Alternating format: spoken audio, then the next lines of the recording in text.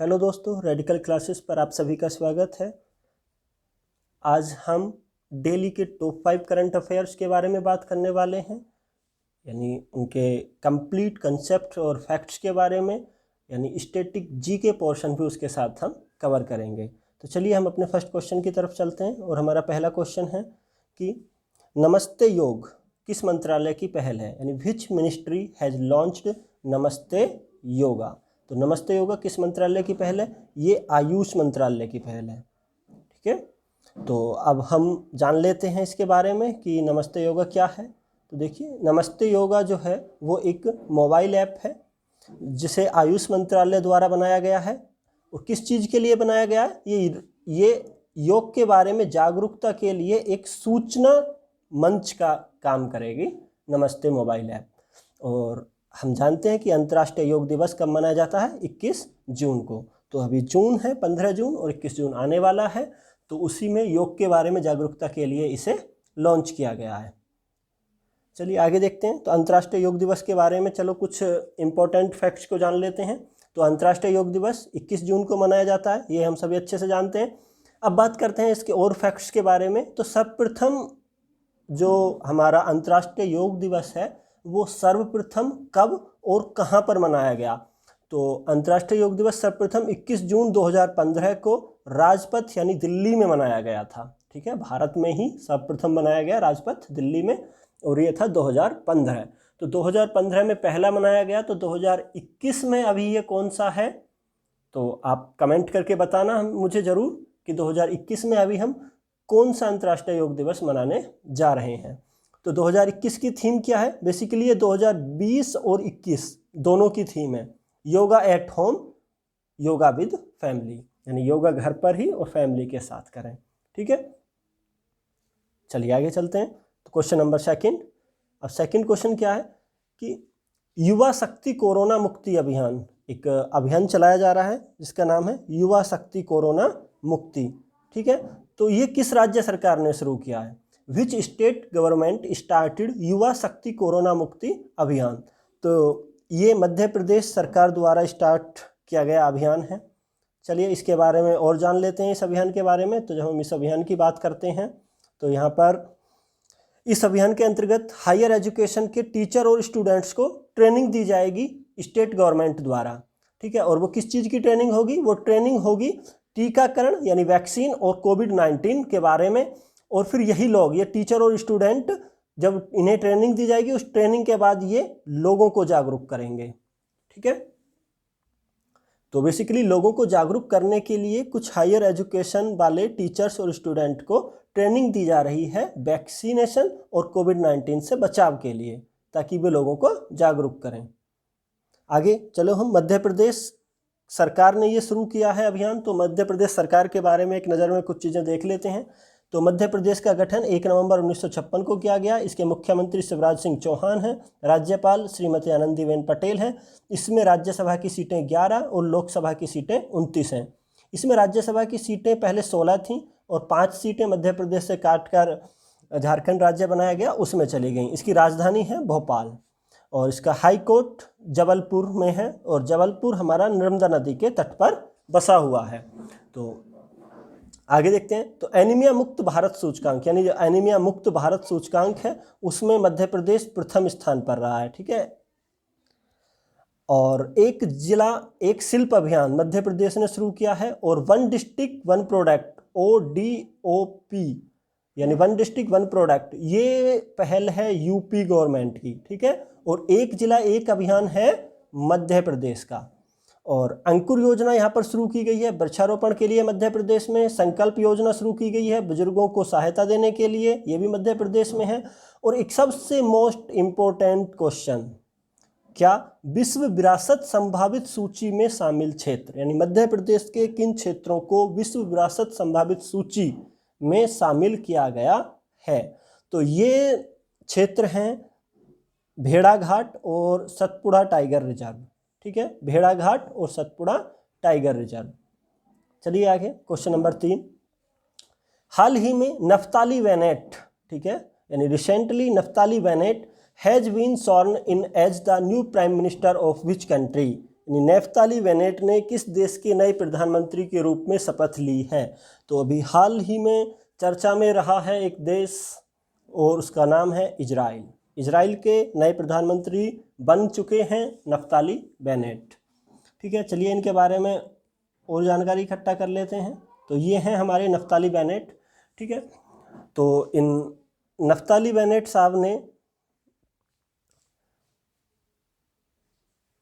Naftali Bennett के पक्ष में जो है 60 वोट डली थी और इनके विपक्ष में वोट थी 59, यानी सिर्फ एक वोट।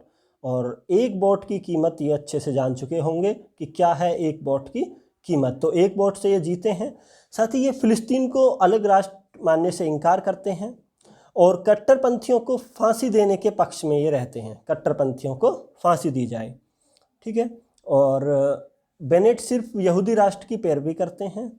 ठीक है, और ये अगर बने रहती है सरकार तो ये 2023 तक प्रधानमंत्री रहेंगे इजराइल के, यदि ये सरकार बनी रहती है, क्योंकि सिर्फ एक व्यक्ति से बनी है तो कभी भी टूट सकती है, क्योंकि विपक्षी पार्टियों ने गठबंधन करके बेसिकली सरकार को बनाया है, तो इसके टूटने के चांस हैं। और यदि ये ऐसा नहीं भी होता है तो 2023 तक ये प्रधानमंत्री बने रहेंगे।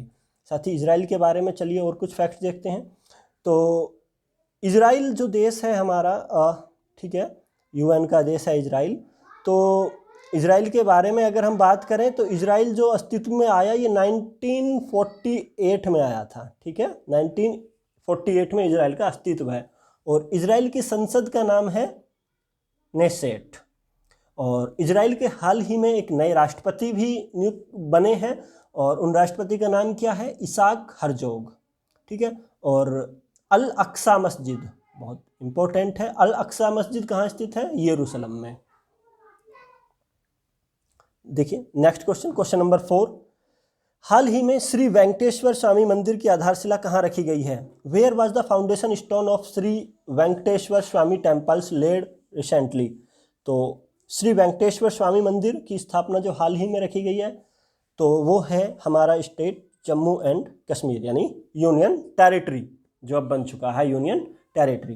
ठीक है, यहाँ पर रखी गई है और इसके उपराज्यपाल मनोज सिन्हा जी ने, यानी जम्मू कश्मीर के उपराज्यपाल मनोज सिन्हा जी हैं, इन्होंने इसके आधारशिला रखी है। और जम्मू कश्मीर और लद्दाख, इन्हें 2 यूनियन टेरिटरी बना दिया गया जम्मू कश्मीर से अलग हटा के। ये 31 अक्टूबर 2019 को बने। ठीक है, और अभी अगर प्रेजेंट में बात करें तो प्रेजेंट में जो स्टेट हैं वो 28 स्टेट हैं और 8 यूनियन टेरिटरीज हैं। ठीक है, यूनियन टेरिटरी कितनी है? 8, 9 नहीं है, ध्यान रखना, 8 है।